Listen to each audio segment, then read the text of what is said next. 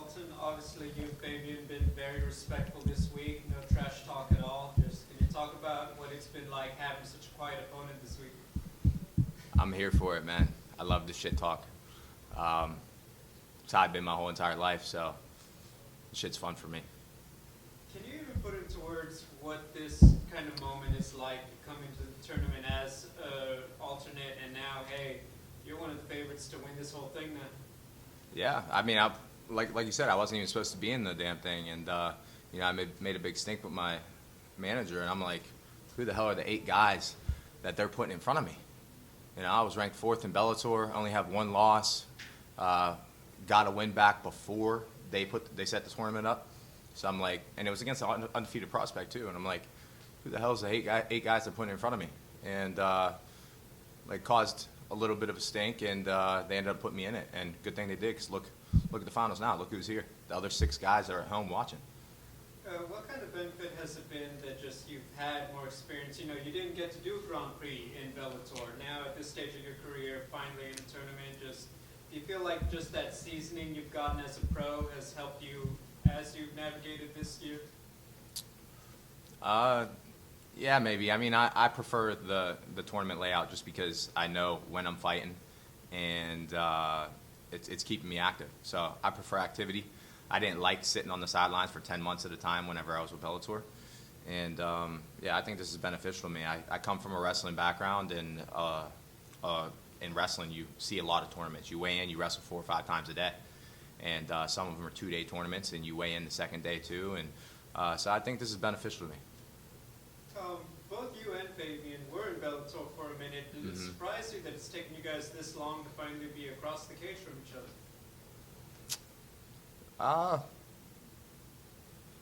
I mean, he's been on my radar for a while. I knew eventually I was going to have to fight someone like him. I think after my fight with Norbert Novenyi, I asked for Fabian Edwards or Costello Vancinas on the mic, and then look, Costello Vancinas got the next title shot, and I'm fighting Fabian in the finals. So kind of, my head's in the right place.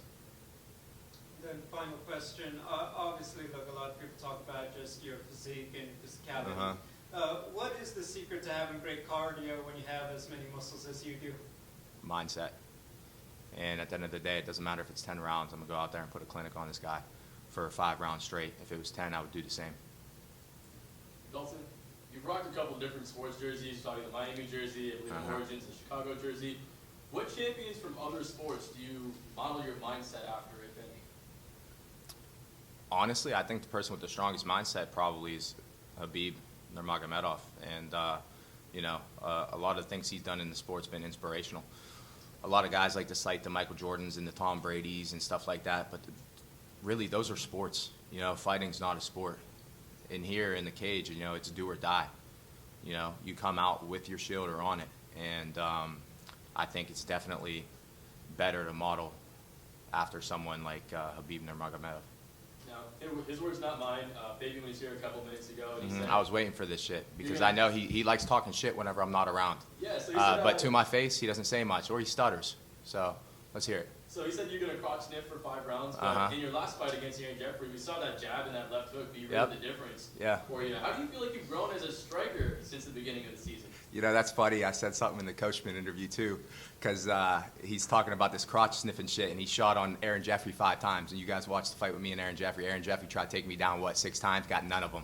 Tried holding me against the cage the entire time. That's what Fabian did to Aaron Jeffrey. So at the end of the day, whenever you're coming out here with comments like that, and you're the one that's shooting 5 times in a fight on a wrestler, it makes no sense. Then look at his last fight against Josh Silveira, my teammate. First off, he went out there and lost the first round. If Josh doesn't gas that fight, and there might be reasons for that. I'm not here to make excuses for Josh, but he was small, He was having weight issues. And I feel like he was a little bit bigger. He beats Fabian. He beats him that second round. He holds on for another 2 minutes. I'm fighting Josh in the finals. And, that fight ended up in a grapple fest too. So I don't know where this dude's coming at with these comments. It's like someone said, like Conor McGregor makes a comment like that, and then everybody's like, oh, I got to say that. That's the cool thing to say. And he's sitting here talking about being a crotch sniffer. And then he's also saying in the Coachman interview, he's going to go out there and do everything, wrestling, jiu-jitsu, striking, whatever. So we'll see.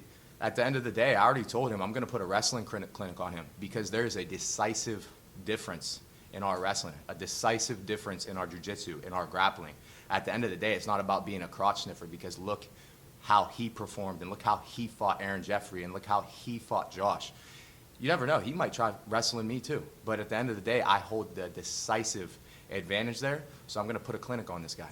Now, you said when you get him down to the mat, you're going to whisper something in his ear. You said you're not going to just tell us what it is, but do you know what it is, or are you going to let it come to you in that moment? I'm going to let it come to me in that moment, but, you know, I know him in his head.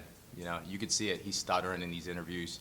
You could tell him getting under his skin. He's getting flustered, high-pitched voice, kind of screaming, not letting me talk, stuff like that. So if you watch the Coachman interview whenever it releases, you'll see how calm and collected I am, how I'm talking through things, and how he's acting. So at the end of the day, I can't wait for this fight, because I think all of his emotions that are coming in right now are going to affect how he fights. And I think I'm going to go in there, I'm going to put a clinic on him, he's going to get frustrated, and the finish is going to come to me. Now, last one for me. Obviously, you have a great camp that you're coming out of. What have been some of the best advice that you've really internalized going into this championship fight? Just fight smart. I'm the best there is, period, point blank. And everybody knows that. And at the end of the day, I just got to fight smart. Thanks, man. Good luck. Yeah, thank you. So, obviously, you and Fabian are fighting on Thursday night, but I think if you watch all of Fabian's interviews, you might think he was fighting Dakota. You know, he brings that up. Mm-hmm. Do you think he's going too far by getting into all of that stuff? So I didn't watch any of his interviews or anything yet, but that's crazy coming from someone like him, because I don't know if you guys remember this, but remember when Leon and Fabian were like crying on stage and backstage whenever, who was it, Colby brought up like a family member or someone outside of the person he was fighting, and they're like, why you got to make this personal? They damn near teared up and cried.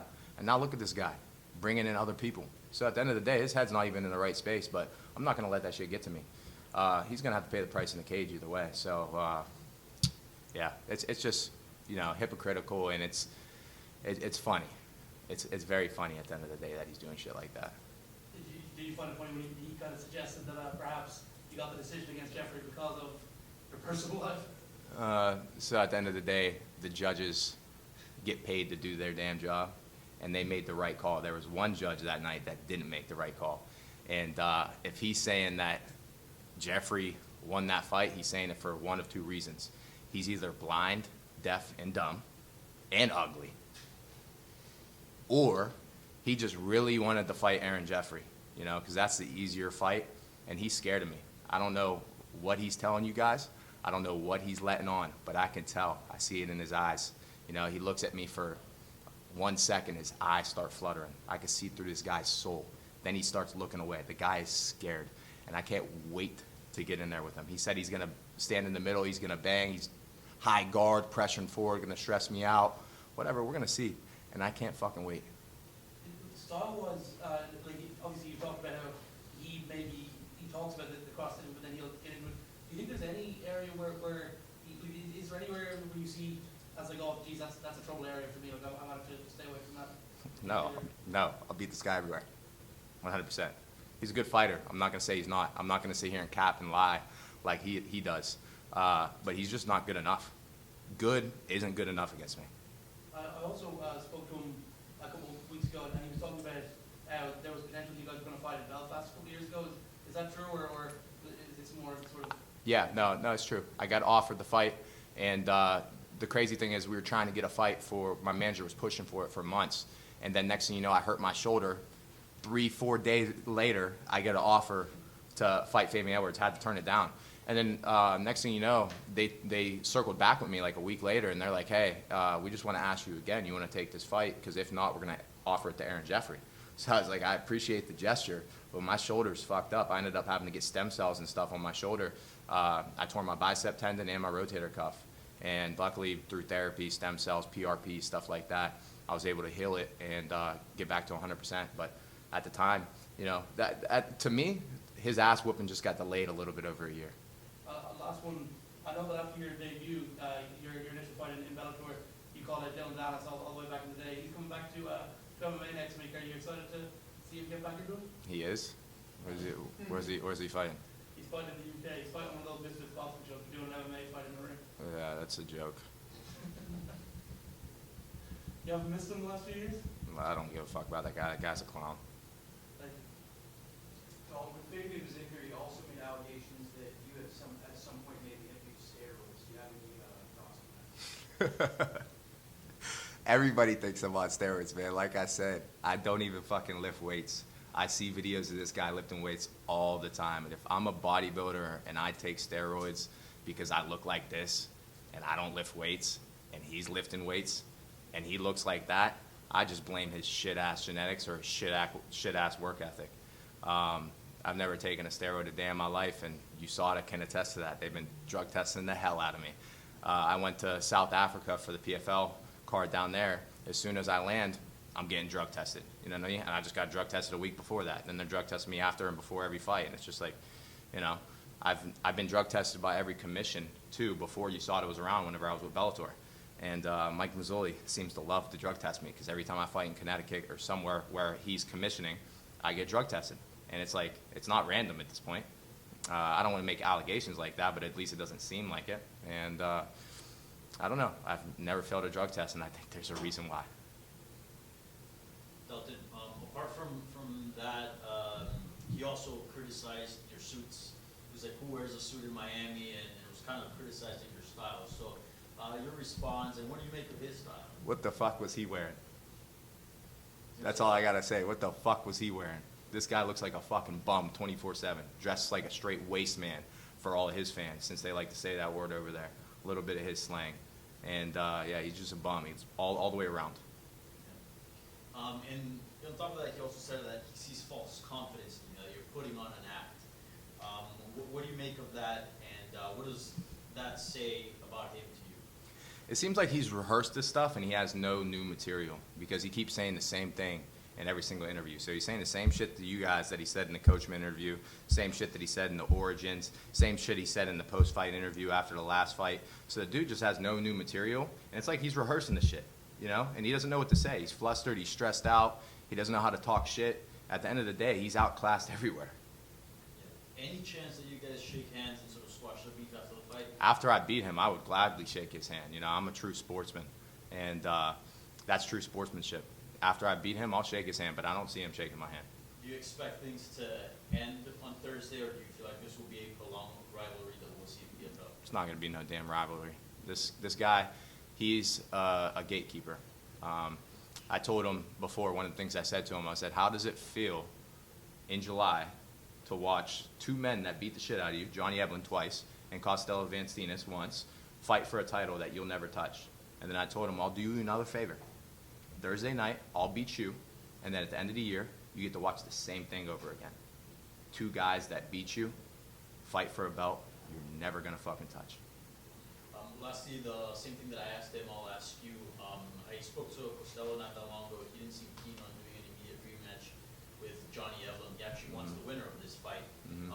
Is that something that interests you? Do you think the PFL should go that route, making a fight between the winner here and Costello, or do you think Johnny deserves an immediate rematch? Oh, yeah, and it's not just the winner here, it's me. You know, so you could rephrase that question if you want to ask it again. And, yeah, that's the way that they should go about it. That's the fight to make. I'm the best middleweight on the planet. I'm going to prove it on Thursday. Then at the end of the year, whenever I fight Costello, I'm going to prove it again. Prediction for the fight? Maul him. Thank you. Dalton, you wrestled at Seton Hill for a year. What did you learn the most about that year by yourself? Wrestling's the hardest sport in the world. It tests your mental toughness, your grit, physical toughness, everything. And, you know, I think that's a huge advantage that I have in this fight, not just the wrestling prowess or the accolades or the experience, technique, all that stuff, but there's things that go beyond that, and there's places he would never be able to go because he didn't wrestle. And I think for a 7-week camp, sure, he's been working on his fucking takedown defense and all this other shit, but he's not going to catch up in 7 weeks to what I did my whole entire life. And I kind of want to ask, because after that you went to Youngstown State. I'm from Ohio. I know Newcastle, about 15 miles from the border there. Yep. You're supposed to play football there, right? Yeah, I played football for a year. Yeah. And then, so you kind of talked about that experience, and when did you kind of shift? Did you shift to Youngstown State to MMA there, or when that kind of happened?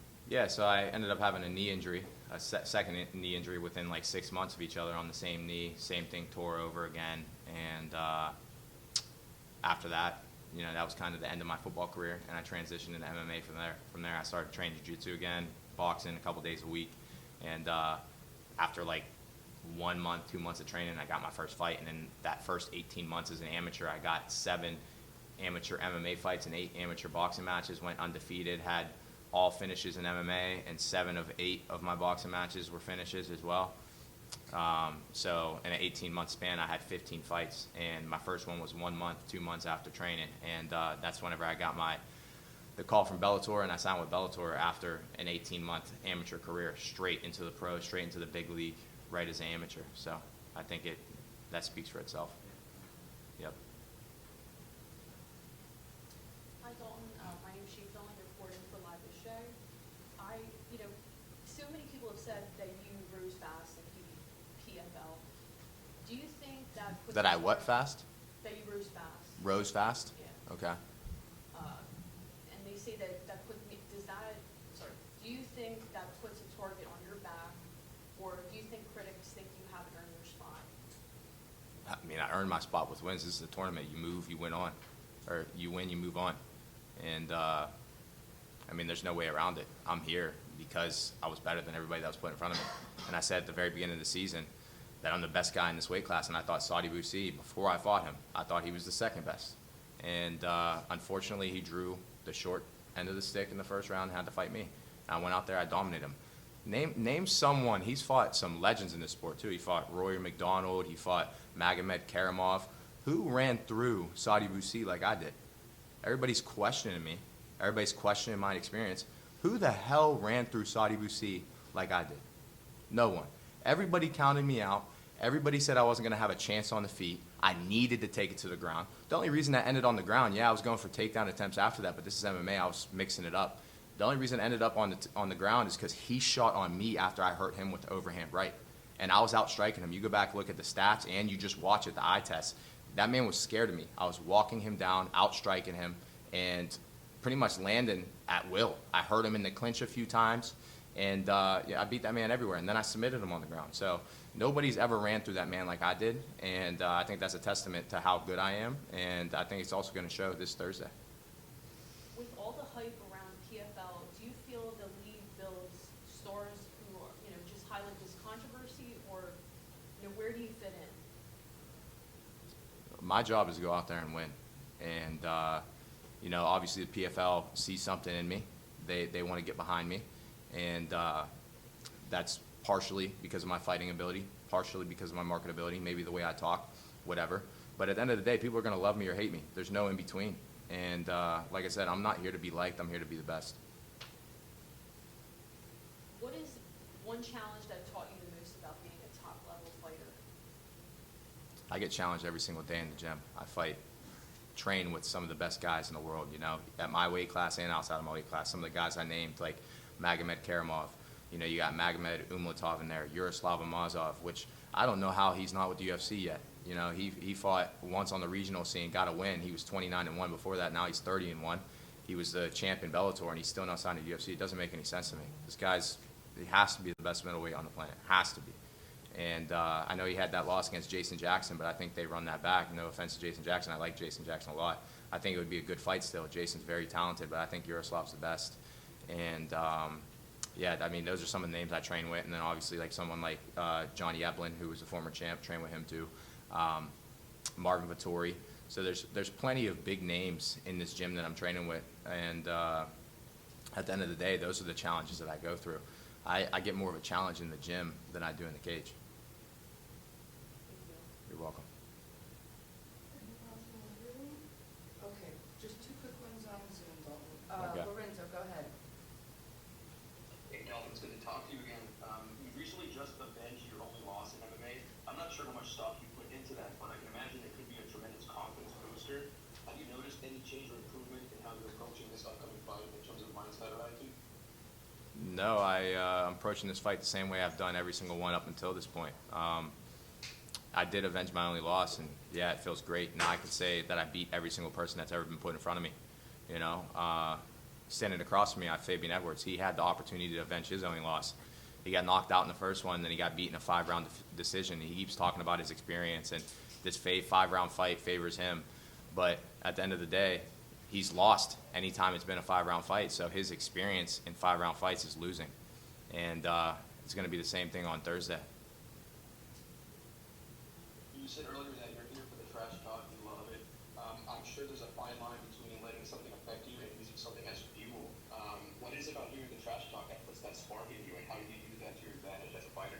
I just love it. At the end of the day, it doesn't motivate me anymore. I have my motivations in place. I'm a highly motivated individual, disciplined, committed, and the goal never changes. My commitment, my motivation, my confidence in myself never wavers. The trash talk is just fun and entertaining to me. So at the end of the day, this is just going to make it more fun. And whenever I'm having fun, I'm dangerous. So if you guys remember back to the Romero Cotton fight and the build up to that, there was a lot of animosity between us. And at the end of the day, I didn't let it affect me in the cage. I had my goal in place. I was fighting the same exact way I was intended to before that. And I put a clinic on this dude, and then I landed a Superman punch that went viral. It keeps getting used to this day. Then knocked his ass out. And you got to remember, this guy was a 3-time NCAA champ wrestler, 4-time finalist. And I went out there and out-wrestled him, stuffed all his shots. I think he was like 0 for 15 or something like that, and I was 2 for 2. And, yeah, so if I go out there and I out-wrestle a guy like that, and then, you know, I'm out-striking some of the best strikers in the world, like Saudi Busi, and I'm avenging my only loss, you know, my resume speaks for itself. I'm fighting someone that's 15-4, 6-4 in his last 10, and I avenged my only loss. I'm 11-1. I didn't get here just off of luck. I got here off of hard work and perseverance. And I think, like I said, August 21st, this Thursday, 2 days away, it's going to show. I'm going to go out there. I'm going to put a clinic on this guy. Well, one last one for you here, Dalton. You mentioned Costello and or Johnny Allen earlier. Is it hard to not let yourself think too far ahead in terms of what the rest of 2025 might hold for you? Nope. Like I said, I'm committed. I'm focused, disciplined. Right now, I'm focused solely on Fabian Edwards. Thanks a lot. Appreciate your time, man. Yep, you're welcome. All right, Mills, last question for us, please. Hey, how's it going, Dalton? MMA Locker Room, part of Pub Sports Radio. How you feeling today? I'm good. How are you? Oh, man, great. Can't complain. I mean, it seems like you and Dakota's making Next news out question. there. Next question. Got you. Don't worry about it. Pittsburgh is on the rise right now with all the famous athletes out there putting their name to the claim of fame.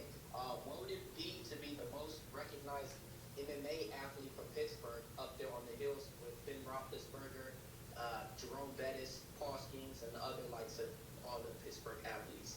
I mean, I got a long way to go to be mentioned with those names, so you won't hear me, you know, touting myself that much just yet.